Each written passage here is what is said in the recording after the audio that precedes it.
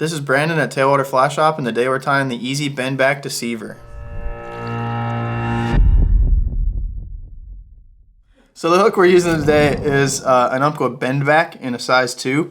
And this is a really cool hook. As you can see, basically one thing you have to be careful about is the shank of the hook is not very much to work with. So we're going to kind of talk about some tricks to use with that. But essentially what you can do is cover up this hook shank with material, and it's going to give you a weedless effect to the fly that you wouldn't get on a normal hook. So I really like this on the beach. You know, sometimes in the late summer our beaches will get covered in seagrass. There's still snook there and they'll still eat, but you know, you need a fly that's not just going to hang up on every blade of grass that gets out there. So I'll go to, you know, an intermediate line with this fly and get it down under that grass, and you can still fish it fairly effectively. The other thing I like this fly for is, you know, just walking around some of our small, you know, ponds and creeks and things like that, where the bait's going to be very small, but also, you know, you want a fly that you can throw around the bushes and not get hung up with everything that you see. So we're just going to start our hook somewhere on that little bit of shank. And this one is going to be very simple, but you can add as many materials as you want to this. So some guys will wrap you know, if you want this fly to sink, you can wrap this hook shank with wire, cover it with diamond braid to add a little bit of flash. I'm not going to do that today. We're just going to keep this one really simple. We had a fish eat this the other day, so I just need to tie some more of these up. But anytime you're working with a bend back, regardless of what your pattern is, it's a good idea to take some bucktail, kind of no matter what, you know, whether you're going to use feathers or an EP brush, or it doesn't matter. Let's take some bucktail and just cover the shank of the hook with it, because basically what this is going to do is give you some structure to work with on the rest of your fly, right? So, and obviously you can see with, you know, how little of a hook shank you have to work with, this fly wasn't meant for you to pack 18 materials on anyway, or this hook wasn't. So we're just going to take a little clump of bucktail and I'm going to tie it basically straight on top of the hook shank. And I'm going to stop it right here to where it's just covering up my hook. So you see I took my thread just a little too far back there. So I want to move that forward. And then sometimes you might have to take a couple of kind of post-up wraps or prop-up wraps behind the bucktail just to get it to sit up.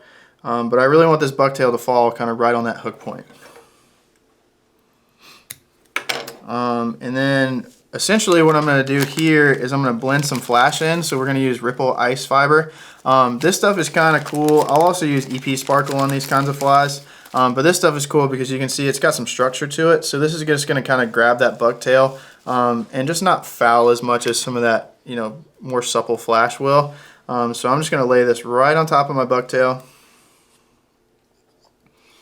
and pull it back. As much as I like my snook flies to be flashy, this is really all the flash you need on this fly. So we're just going to put one good little clump of flash in, and I'm going to trim this kind of right at my tail, just so, again, I just want this to grab that bucktail. I'm going to add just a little bit more white to kind of cover up that flashy belly, you know, looking part of a glass minnow.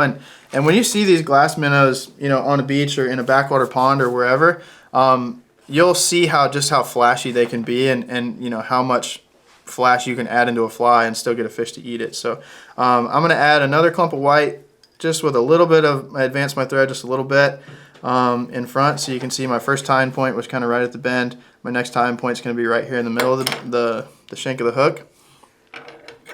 So I've got a good little clump of white here with some flash kind of blended into it, and then you can add here, you know, in whatever situation you're fishing them. You know, if you're in a backwater pond, you might add some dark green or some brown to it. You might even put a black back on it or put a purple, you know, make a purple belly here. You can kind of go crazy as you want to with the colors on this fly. One of my favorites to throw, even in the backwater stuff, is this white and chartreuse. So that's the kind of my go-to color for, especially, you know, even on the beach and also in the backwater stuff. I found that the snook really like this color. So I'm just going to add a little bit of a green back to it and just kind of clean this head up a little bit. And then I'm going to whip finish.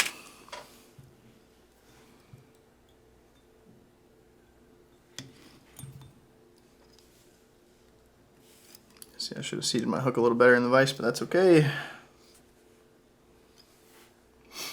And the nice thing about this, I feel like this bendback hook is something that a lot of tyers really want to use, but they kind of get a little intimidated because you don't have a lot of room to work with on the shank of the hook, like I said, and they don't necessarily know how to structure a fly.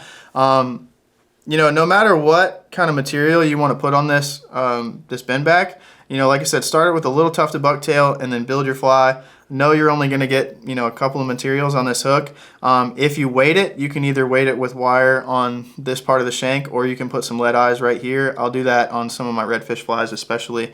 And then you can also cover this up with some dubbing or, you know, a hook to give it a little bit more of a shrimpy look if you want. But this is a great little backwater or beach fly for me for snook. Get you started tying with bendbacks. If you have any questions, you can always comment and we'll get back to you. But that's our Bendback Deceiver.